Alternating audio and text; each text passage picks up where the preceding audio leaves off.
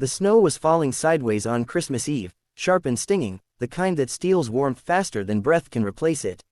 On the edge of a grocery store parking lot, beneath a flickering streetlight that buzzed like it might give up at any second, an old man sat slumped in a wheelchair, his thin coat crusted white, his hands trembling not from age but from cold. Most people rushed past him with their heads down, arms full of gifts and minds full of somewhere else to be. No one noticed the small cardboard sign taped to his chest, the ink bleeding from melting snow, the words barely readable anymore. By the time the daylight began to fade behind the gray clouds, it felt like the world had already decided he didn't matter.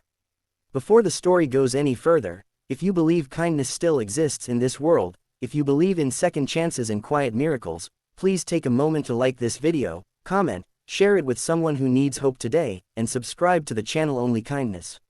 Your support helps keep stories like this alive. The veteran's name was Arthur Hale, though no one had spoken it aloud to him in days. He was 74 years old, a former army medic who had spent his youth pulling others out of chaos, carrying wounded men through mud and smoke, whispering comfort when there was nothing else left to give. The irony of his situation was not lost on him as he sat there in the snow, abandoned after a dispute with a distant relative who had promised him a place to stay for the holidays and then decided it was all too much trouble. The argument had been quiet, almost polite, which somehow hurt more than shouting. A ride had dropped him off at the store that morning, with a vague promise of being picked up later. Hours passed, daylight thinned, the cold settled deep into his bones. Arthur had not asked for much in life after the service. He lived simply, surviving on a modest pension, volunteering at a local shelter when his legs still worked well enough to let him stand for long hours. When his health declined, so did his circle. Friends passed on, others moved away. Pride kept him from asking for help until there was no one left to ask. That Christmas Eve, he told himself that if he could just make it through the day, if he could stay awake until morning, maybe someone would notice. Maybe tomorrow would be better. But the cold had a way of making promises feel foolish. Snow piled on his boots. His breath came shallow. He focused on small things to stay conscious. The sound of carts rattling, the glow of the store windows, the memory of sunlit mornings from decades ago when he believed the world made sense. Every so often, someone glanced at him, hesitated, then kept walking. Arthur did not blame them. People were busy, people were tired, people assumed someone else would help. That assumption weighed heavier than the snow. Across town, the rumble began as a low vibration, a sound that rolled through streets and bounced off buildings. One motorcycle turned into two, two into a dozen, and then into something that felt like thunder moving with purpose. It was a Christmas Eve ride organized by a regional biker group known for charity runs and quiet acts of service. The lead rider, Marcus Calder, had woken that morning with a restless feeling he couldn't shake. He had spent years repairing engines and rebuilding his own life after mistakes that nearly cost him everything. Giving back was how he stayed grounded.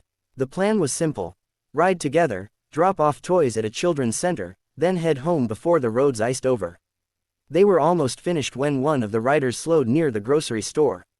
He noticed the wheelchair first, then the way the man's shoulders sagged under the weight of snow.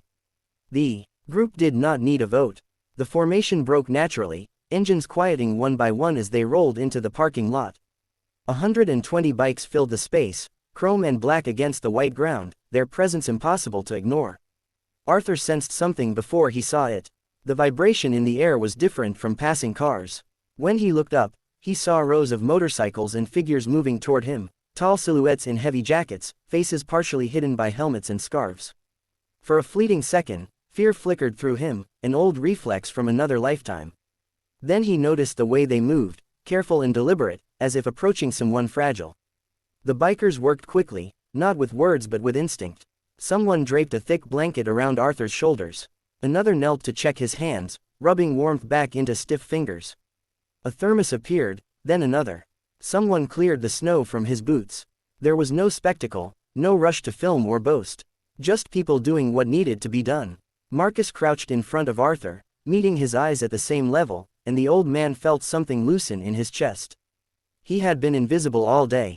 Now he was seen. They learned his story in pieces, the way stories often come out when trust is built gently. Veteran, alone, Christmas Eve, nowhere to go. Each detail settled over the group like a quiet command. The ride changed direction without discussion. One of the bikers called ahead to a local veterans lodge that often partnered with them. Another contacted a nearby clinic. Others stood guard, forming a windbreak, their bodies blocking the worst of the storm. As the bikes started again, Arthur was carefully transferred into a heated support vehicle someone had brought along for emergencies. He watched through the window as the riders fell back into formation, escorting him as if he were something precious. The snow seemed less cruel now, the daylight brighter despite the clouds. For the first time in hours, he allowed himself to believe he would make it through the night.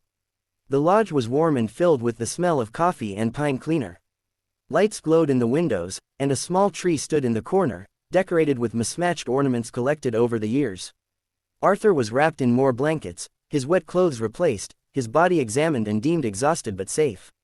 The bikers did not leave. They leaned against walls, sat on the floor, waited. Some of them had served. Others had not, but all of them understood loyalty. As Arthur's strength returned, so did his memories. He remembered patching up a 19-year-old under fire, telling him to hold on because he mattered. He remembered the weight of responsibility, the bond between people who might never meet again but were connected forever by a moment of compassion. Sitting there now, surrounded by strangers who felt like family, he realized the circle had closed. What he once gave had found its way back to him. Outside, the snow eased into a gentler fall. Inside, plans formed. The bikers coordinated with local organizations to ensure Arthur would not return to the cold. Temporary housing was arranged, followed by a longer-term solution near medical support and community. Donations were quietly collected, not as charity but as respect. Someone brought in a simple meal. Someone else found a clean pair of boots that fit just right. Each act was small on its own. Together, they were life-changing. Arthur slept that afternoon, deeply and without fear. When he woke, daylight still filtered through the windows, pale but steady. Christmas Eve had not yet ended, and for the first time in years, it did not feel like a reminder of loss. It felt like a beginning. He watched as the bikers prepared to leave, their engines echoing softly as they lined up outside. One by one, they nodded to him, a silent promise that this was not the end of their involvement, only the start. When the last bike disappeared down the road, the lodge felt quieter, but not empty. Arthur sat by the window, hands wrapped around a warm mug, watching snow settle peacefully instead of threateningly. He thought about how close he had come to slipping away unnoticed. He thought about how many people walk past suffering every day, assuming someone else will stop. And he thought about the sound of those engines, arriving like an answer to a prayer he hadn't dared to speak. Stories like this don't make headlines often. They don't fit neatly into the noise of the world. But they matter. They remind us that kindness doesn't need permission, that community can appear in the most unexpected forms, that second chances are sometimes delivered on two wheels in the middle of a snowstorm.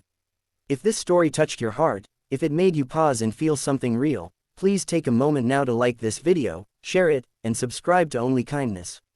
Your engagement helps these stories reach others who might need hope today. And before we end, please leave a comment below telling us where you're watching from or who this story reminded you of. Your words matter more than you know. On that Christmas Eve, in the middle of the day, under a sky heavy with snow, one veteran learned he was not forgotten. 120 bikers proved that compassion still rides strong through this world. And somewhere out there, because of a simple decision to stop, to see, to help, faith was quietly restored.